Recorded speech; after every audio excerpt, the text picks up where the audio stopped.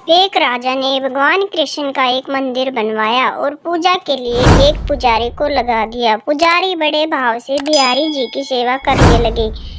भगवान की पूजा अर्चना और सेवा टहल करते पुजारी की उम्र बीत गई। राजा रोज एक फूलों की माला सेवक के हाथ से भेजा करता था। पुजारी वह माला बिहारी जी को पहना देते थे। जब राजा दर्शन करने आता तो पुजारी वह माला बिहारी जी के गले से उतार कर राजा को पहना देते थे। यह रोज का नियम था। एक दिन राजा किसी वजह से मंदिर नहीं जा सका। उसने एक सेवक से कहा, माला लेकर मंदिर जाओ। पुजारी से कहना, आज मैं नहीं आ पाऊंगा। सेवक ने जाकर माला पुजारी को दे दी और बता दिया कि आज महाराज का इंतजार न करे। सेवक वापस आ गया। पुजारी ने माला बिहारी जी को पहना दी। फिर उन्हें विचार आया कि आज तक मैं अपने बिहारी जी की चढ़ी माला राजा को ही पहनाता रहा। कभी ये सौभाग्य मुझे नहीं मिला।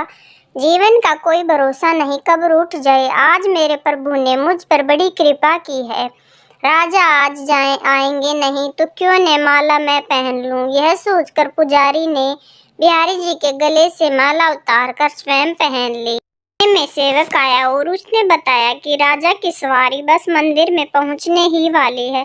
यह सुनकर पुजारी कांप गए। उन्होंने सोचा, अगर राजा ने माला मेरे गले में देख ली तो मुझ पर क्रोधित होंगे।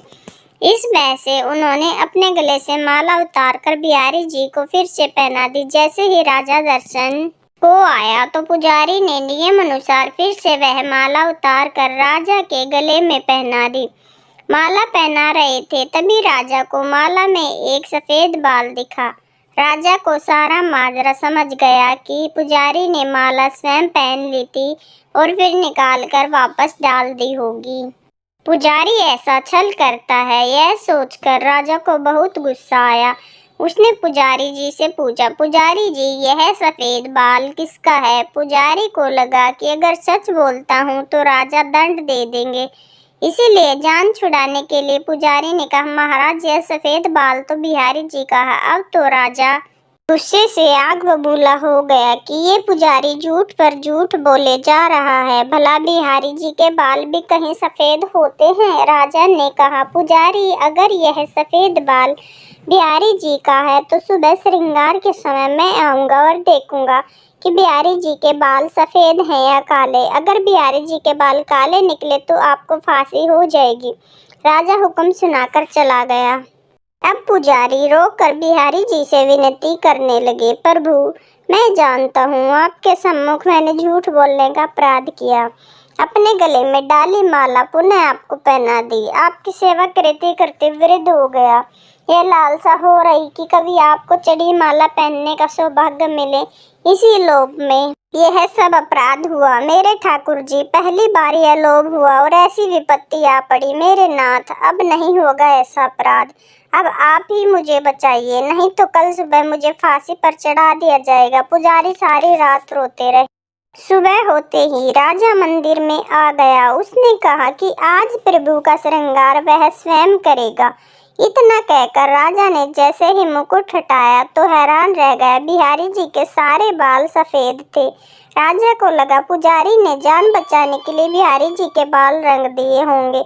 गुस्से से तमतमाते हुए उसने बाल की जांच करनी चाहिए, बाल असली हैं या नकली। अब समझने में के लिए उसने जैसे ही बिहारी जी के बाल तोड़े, बिहारी जी के सिर से खून की धार बहने लगी। राजा ने प्रभु के चरण पकड़ लिए और क्षमा मांगने लगा। बिहारी जी की मूर्ति से आवाज आई, राजा तुमने आज तक मुझे केवल मूर्ति ही समझा, इसलिए आज से मैं तुम्हारे लिए मूर्ति ही हूँ।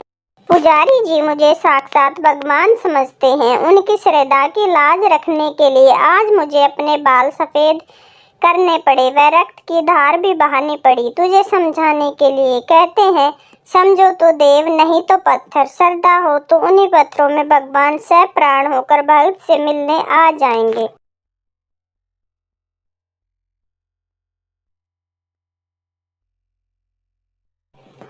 एक बार की बात है, किसी दूर गांव में एक किसान रहता था। उन दिनों बारिश का समय था।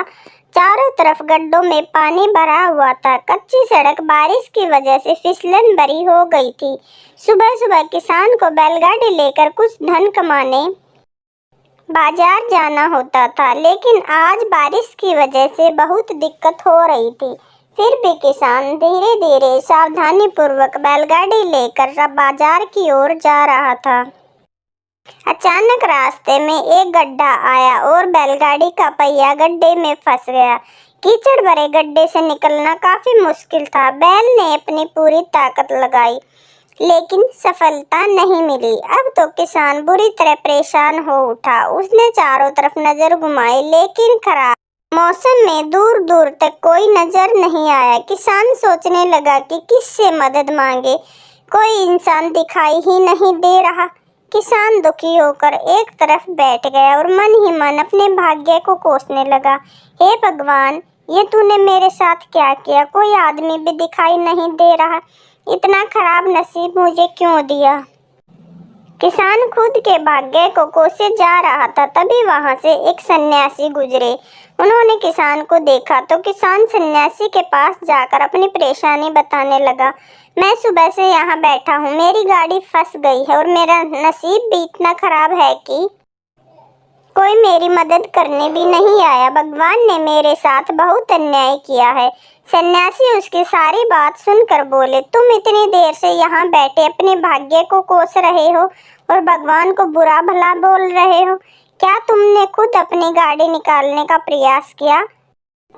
किसान, नहीं। सन्यासी, तो फिर किस हक से तुम भगवान को दोष दे रहे हो? भगवान उन्हीं लोगों की मदद करते हैं जो स्वयं की मदद करते हैं। अब किसान के बात समझ में आ गई। उसने तुरंत पहिया निकालने का प्रयास किया और वो सफल भी हुआ। ज्यादातर लोग उस किसान की ही तरह हैं जो खुद कुछ नहीं करना चाहते और हमेशा अपने भाग्य और दूसरे लोगों को कोसते रहते हैं। हमें लगता है कि भगवान ने हमारे साथ बहुत गलत किया है। हम में से कोई डॉक्टर बनना चाहता है, कोई इंजीनियर, कोई कलेक्टर, कोई डॉक्टर, लेकिन जब हम अपने काम में सफल नहीं होते तो यही विचार हमारे दिमाग में आता है कि हमारा भाग्य खराब है और भगवान ने कुछ नहीं दिया। लेकिन शायद आप भूल रहे हैं कि भगवान ने आपको, हम सबको एक बहुत अमूल्य चीज दी है, ये शरीर। आपके अंदर हर सामर्थ्य है, तो फिर आप भाग्य के भरोसे क्यों हैं? भगवान भी उन्हीं लोगों की मदद करते हैं जो खुद की मदद करते हैं। किसी महान पुरुष का एक दोहा है, विद्या धन उदम बिना कहूँ जो पावे कौन, बिना डुलाए ना मिले जू पंखा की पौन। मतलब बिना कार्य किए आप कुछ नहीं पा सकते। जैसे आपके सामने पंखा रखा हो, लेकिन वो जब तक हवा नहीं देगा, जब तक आप उसे अपने हाथ से झलेंगे नहीं। आप खुद की मदद करिए, तभी भगवान भी आपकी मदद करेंगे। तो आओ आज मिलकर एक साथ शपथ लेते हैं कि कभी अपने भाग्य को नहीं कोसेंगे और स्वयं ही अपने कर्णधार बनेंगे।